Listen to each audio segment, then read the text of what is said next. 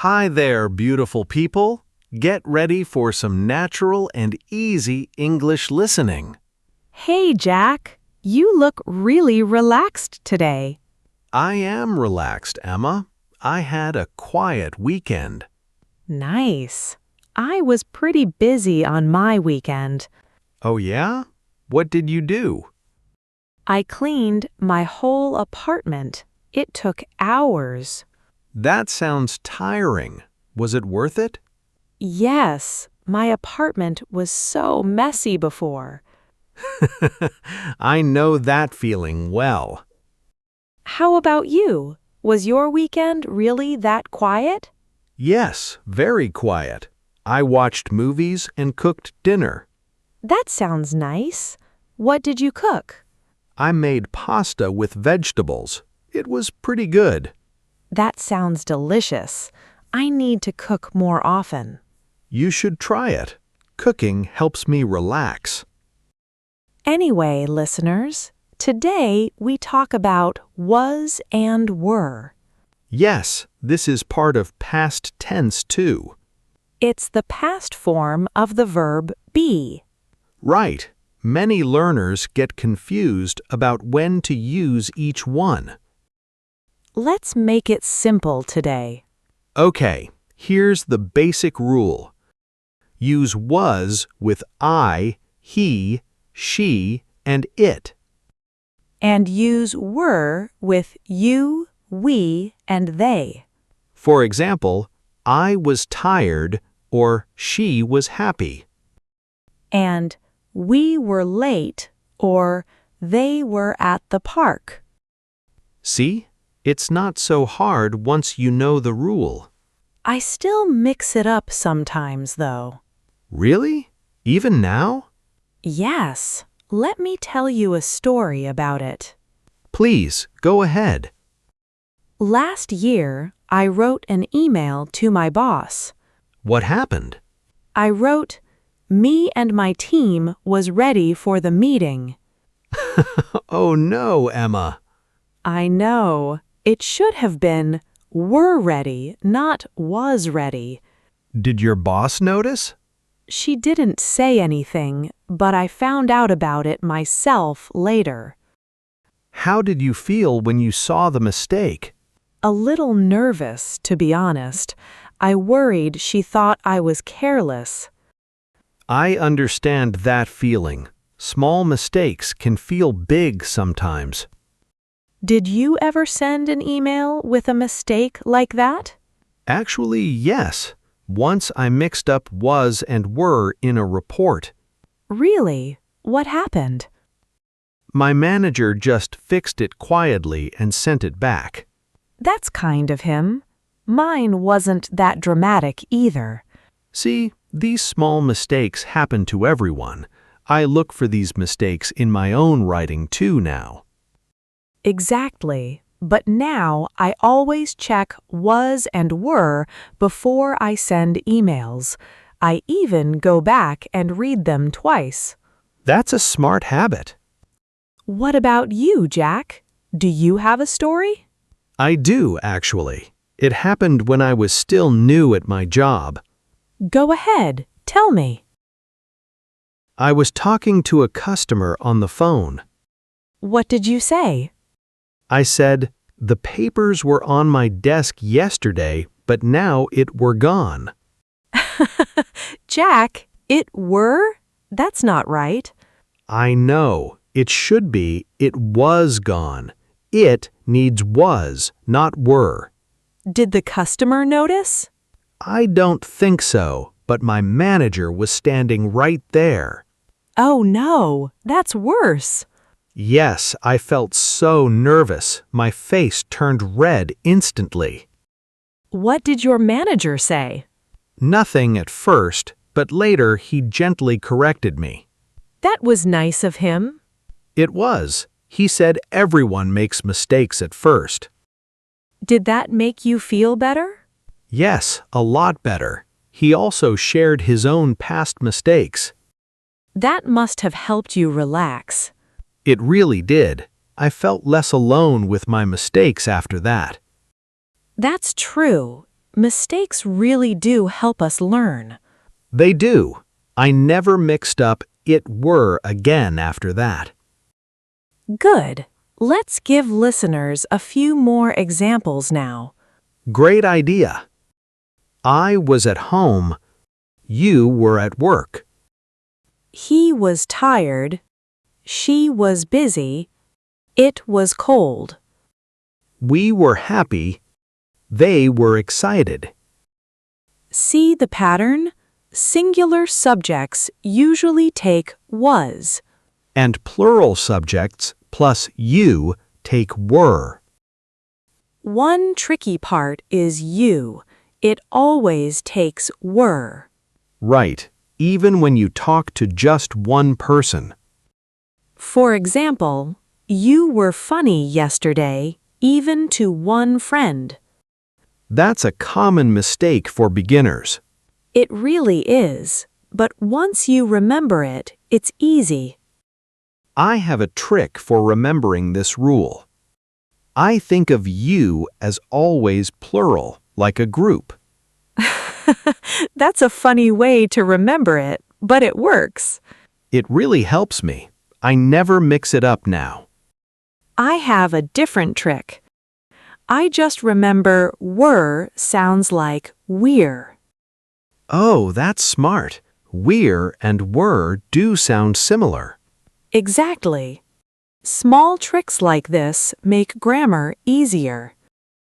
Now, listeners, before we continue, we have a small request. Subscribe so you don't miss our next episodes. We'd love to have you back. It really helps us make more episodes for you.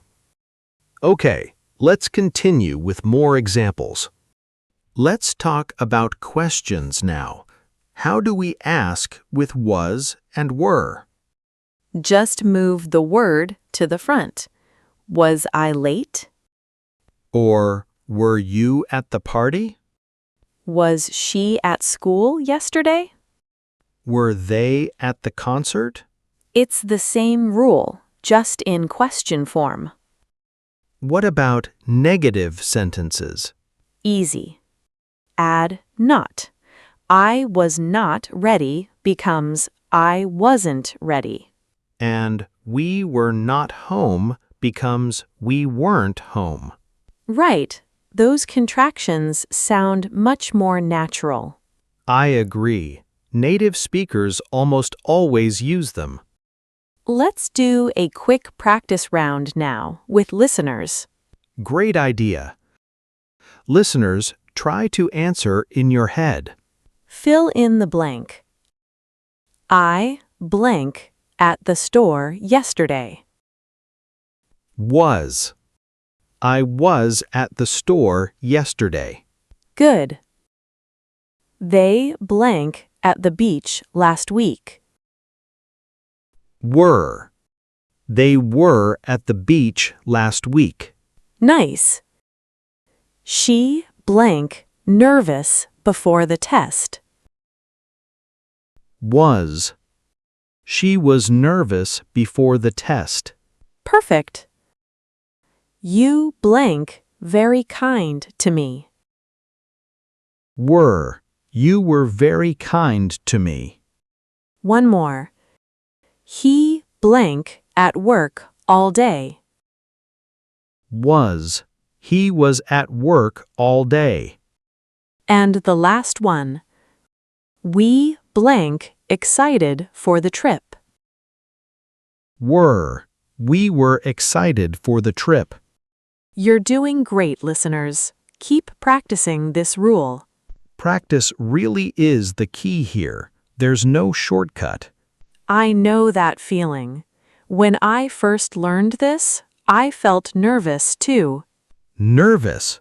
Why nervous? Because English grammar felt like a big puzzle to me. I understand. I felt nervous with grammar too at first. But every time I practiced, I felt a little less nervous. That's how it works for most people, I think. Yes, the nervous feeling gets smaller with practice. So if you feel nervous right now, listeners, that's normal. Totally normal.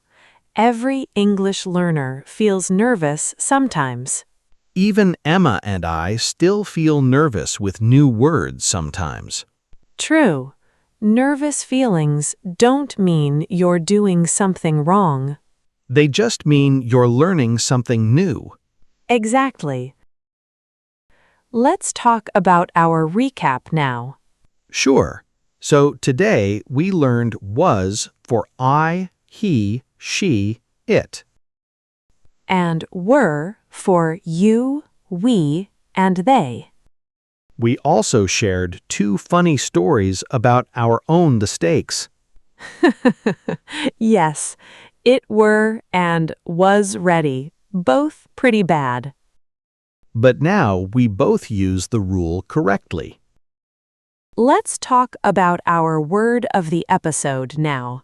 Yes, you already used it a lot today, actually. Wait, what word is it? It's nervous. Do you know this word?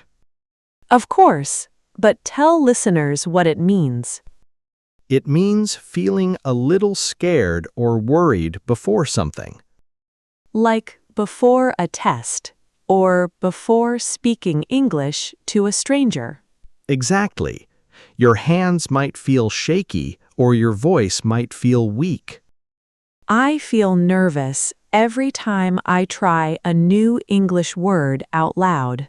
Me too sometimes, but it always gets easier. It does. The nervous feeling becomes smaller and smaller. What makes you feel most nervous, Emma? Talking on the phone in English. That's the hardest for me. Really? I feel nervous with phone calls too. It's strange because I'm not nervous when I write emails. I think speaking feels faster and more nervous than writing. That makes sense. There's no time to think first. Now let's give our listeners a tip. Okay, here's my tip. If you feel nervous, that's okay. Nervous feelings mean you're trying something new and brave. Right. Don't wait until you feel confident to start speaking. Speak first, and the confidence comes later with practice. I really believe that. Waiting too long makes it harder. True. The nervous feeling gets smaller every time you try. And every mistake teaches you something new, like today's stories. Exactly. So don't be afraid to sound a little nervous. That's such a good tip, Jack. Thank you, Emma. Okay, it's almost time to go. Before we finish, let's talk about our word again. Right. The word was nervous. Don't forget it. You can start using this word whenever you talk or write in English. Try writing a sentence like, I felt nervous before my interview. Or you could write, she was nervous, but she spoke anyway. Write your sentence in the comments below. This will help you remember the word better. We'd love to read your sentences, listeners. If this episode helped you, please like it, share it, and subscribe. We're always working on new episodes for you. Thank you for listening today, everyone. Bye for now, beautiful people. See you next time.